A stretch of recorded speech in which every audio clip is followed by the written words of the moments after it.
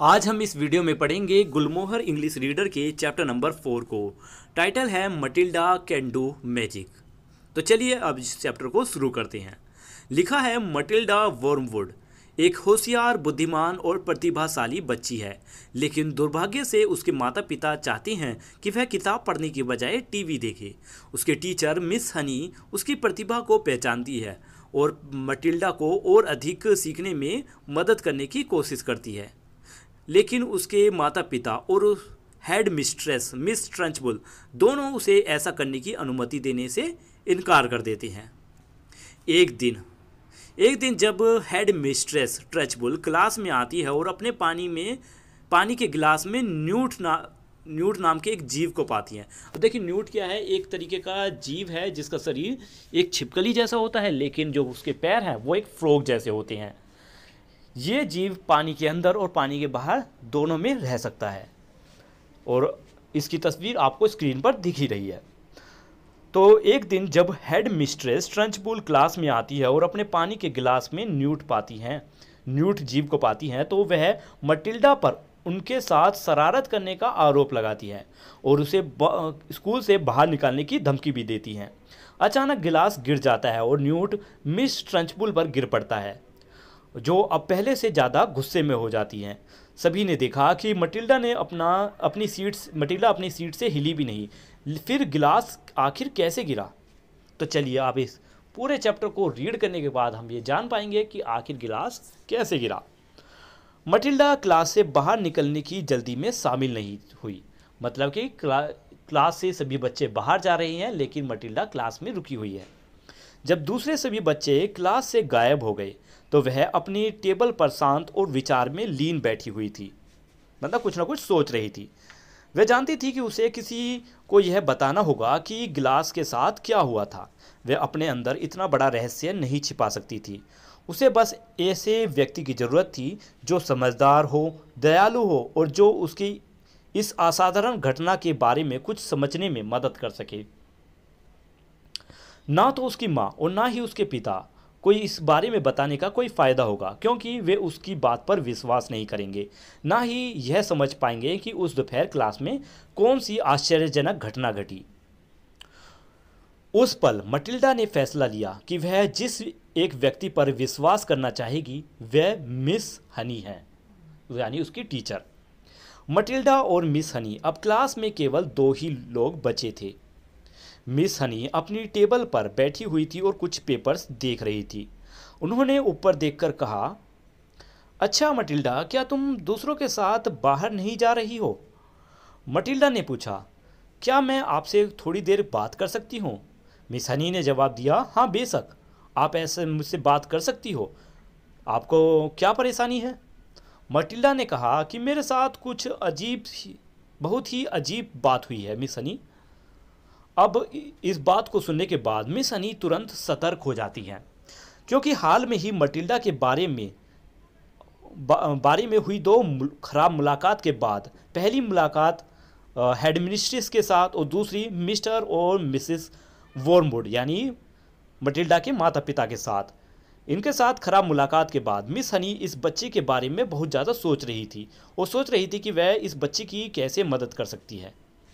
और अब यहाँ मटिल्डा क्लास में बैठी थी और बहुत खुश दिख रही थी और पूछ रही थी कि वह अपनी टीचर से कि वह कुछ प्राइवेट यानी निजी बात कर सकती है। मिस हनी ने पहले कभी इतनी बड़ी बड़ी आंखें और इतना अजीब रूप में उसे कभी नहीं देखा था। तो मिस हनी ने पूछा, हाँ मटिल्डा, मुझे बताओ कि तुम्हारे साथ ऐसा क्या हुआ जो इतना अजीब है? मटिल्डा ने पूछा, मिस ट्रंचबुल मुझे स्कूल से बाहर नहीं निकालेंगी, है ना? क्योंकि मैं वह नहीं थी जिसने उस जीव को पानी में डाला था। मैं तुमसे वादा करती हूँ, मैं कसम खाती हूँ कि मैंने ऐसा नहीं किया था। मिस हनी ने कहा, मुझे पता है वह तुम नहीं थी।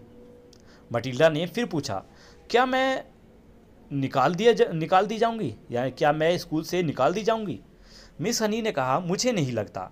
हेड मिस्ट्रेस बस ओवर एक्साइटेड हो गई थी उस समय, बस इतना ही।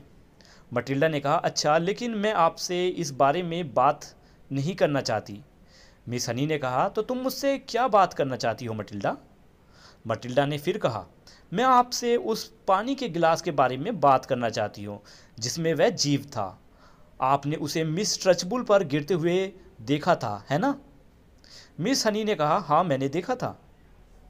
मटिल्डा ने कहा, खैर मिस हनी, मैंने उस गिलास को छुआ नहीं। मैंने उस गिलास को छुआ भी नहीं और मैं कभी इसके पास नहीं गई। मिस हनी ने कहा, मुझे पता है कि तुमने ऐसा नहीं किया। तुमने मुझे हेड मिस्ट्रेस से यह कहते हुए सुना ही था कि मैं तुम्हारे बारे में कह रही थी कि तुम यह नहीं कर सकती।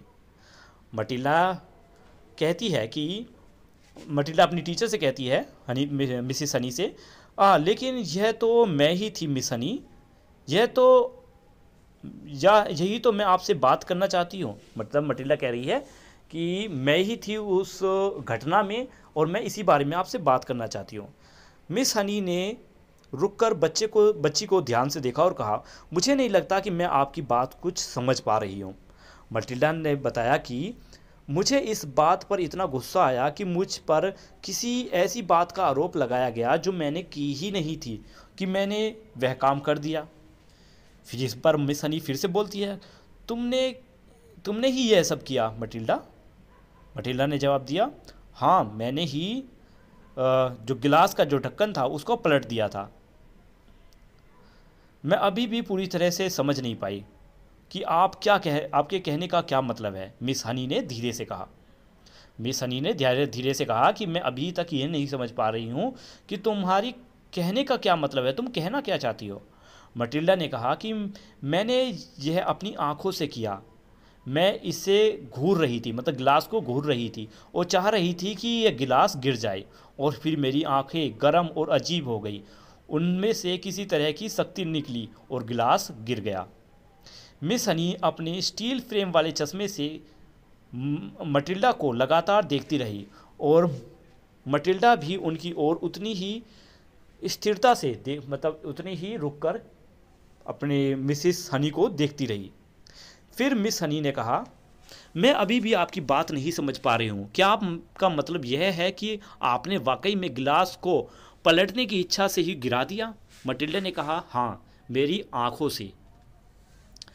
मिस हनी एक पल के लिए चुप हो गए। उन्हें नहीं लगा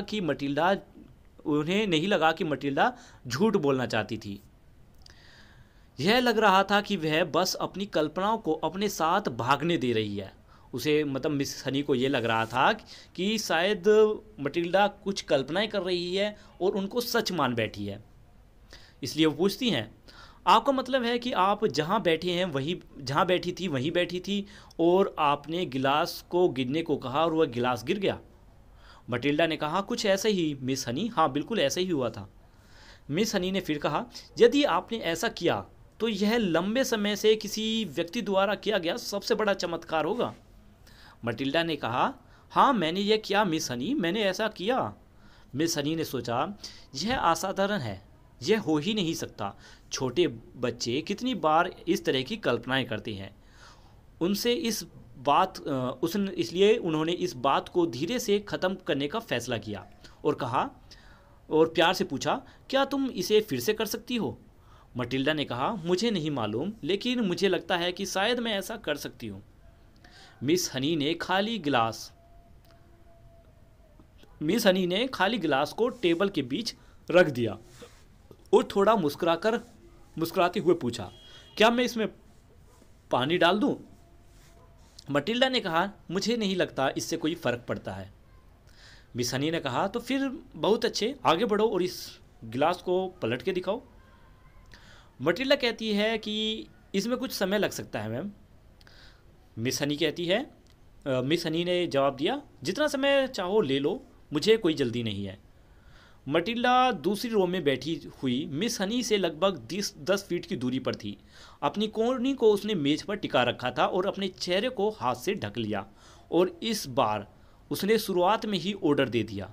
अब देखो ऑर्डर क्या दिया उसने, ऑर्डर दिया गिलास टिप, मतलब गिलास को गिरने का ऑर्डर दिया। लेकिन उसने अपने होठ नहीं हिलाए थे और ना ही कोई आवाज़ निकाली थी। उसने बस अपने दिमाग में ये शब्द चिल्लाए थे। और अब उसने अपना पूरा मन, मस्तिष्क, अपना ध्यान अपनी इच्छा शक्ति, अपने आँखों को एक जगह पर कंसंट्रेट कर दिया। और एक बार फिर, लेकिन पहले से कहीं तेजी से, उसने महसूस किया कि एक बिजली जो है उसके अंदर इकट्ठा हो रही है, उसकी शक्ति को बढ़ाने लगी है, उसकी आंखों की पुतलियों को गर्म कर रही है। और फिर लाखों छोटी अदृश्य भुजाएं, यानी हाथ, मतलब जिन पर हाथ हो वो कांच की ओर बढ़े जा रहे हैं, और बिना कोई आवाज़ किए वह अपने सिर के अंदर चिल्लाती रही कि जो गिलास है वो गिर जाए। उसने देखा कि वह गिलास डगमगाया, फिर झुका, फिर रुक गया, और फिर खनक की आवाज़ के साथ टेबल पर गिर पड़ा। मिस हनी मिस हनी की मुड़ी हुई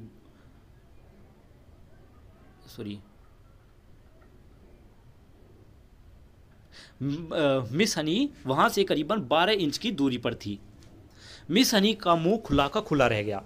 उनकी आंखें इतनी चौड़ी हो गई कि चारों तरफ उन्हें सफ़ेदी दिखाई देने लगी। मतलब उनके आंखों में के सामने बिल्कुल सफ़ेद अंधेरा छा गया। उन्होंने एक शब्द भी नहीं कहा। चमत्कार देखकर वह गूंगी रह गई, मतलब उनके मुंह से कोई आवाज़ ही नहीं निकली। वह उस गिलास को घूरकर देखने लगी। अब वह उससे दूर झुक गई, मानो वह कोई खतरनाक चीज़ हो। मतलब गिलास से दूर हो गई, जैसे कोई खतरनाक चीज़ हो। फिर धीरे से उसने अपना सिर उठाया और मटिल्डा की ओर देखा। उन्होंने देखा कि बच्ची कागज़ की तरह सफ़ेद चेहरा वाला शरीर, उन्होंने देखा कि बच्ची का कागज़ की तरह सफ़ेद चेहरा वाला शरीर काँप रहा था। उसकी आंखें चमक रही थी, वह सीधे सामने देख रही थी और कुछ भी नहीं देख रही थी। पूरा चेहरा बदल गया था, आंखें गोल और चमकदार थी और वह गूंगी बैठी हुई थी। मिस हनी इंतज़ार कर रही थी। सव्य भी थोड़ा काँप रही थी, खुद भी थोड़ा काँप रही थी और बच्ची को धीरे धीरे हिलते हुए देख रही थी। यानी यहाँ पता चलता है कि दोनों शोक में थी, मटिल्डा भी और मिस हनी भी। मटिल्डा को भी शोक लगा था अपनी शक्ति पर, और मिस हनी को भी। ठीक है, तो मिस हनी इंतजार कर रही थी और खुद भी कांप रही थी, बच्ची को भी धीरे धीरे हिलते हुए देख रही थी। और फिर अचानक मटिल्डा के चेहरे पर लगभग स्वर्ग के दूत समान जैसी शांति छा गई। मतलब उसका जो चेहरा था, जो पहले बड़ा, उसकी आंखें बड़ी बड़ी हो गई थी, उसके चेहरे पर एक चमक आ गई थी, अब वो शांत हो गया है, चेहरा पहले जैसा हो गया था। मटिल्डा मुस्कुराई और कहा, मैं ठीक हूँ, मैं बिल्कुल ठीक हूँ मिस हनी, इसलिए घबराई नहीं। मिस हनी ने फुसफुसाते हुए कहा, तुम बहुत दूर लग रही थी। मतलब यहाँ पर इस लाइन का कहने का मतलब है कि मिस हनी ये कहना चाहती है कि मटिल्डा, मानसिक रूप से मटिल्डा का मन कहीं और था और ऐसा लग रहा था जैसे कि वो किसी और दुनिया में खो चुकी हो। मटिल्डा ने कहा, हाँ बिल्कुल ऐसे ही था, मैं चांदी की पंखों पर सितारों के पीछे उड़ रही थी और यह बहुत ही खूबसूरत नज़ारा था। मतलब वो भी खुद कहीं सपनों में खो चुकी थी कुछ समय के लिए। मिस हनी अभी भी बच्ची को हैरानी से देख रही थी। मटिल्डा ने धीरे से कहा, इस बार यह बहुत तेज़ी से हुआ। मतलब क्या हुआ कि गिलास को पलटने का जो उसने एक्टिविटी करी, ये बड़ी ही तेज़ी से करी। मिस हनी ने सांस लेते हुए कहा, यह संभव नहीं हो सकता, मुझे यकीन ही नहीं होता।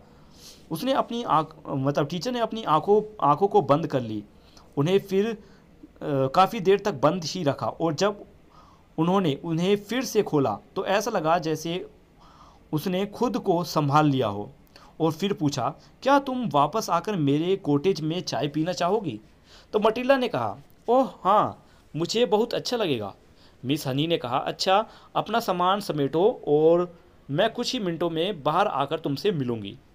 मटिल्डा ने पूछा कि आप इस बारे में किसी को नहीं बताएंगी यह काम जो मैंने किया, है ना मिस हनी?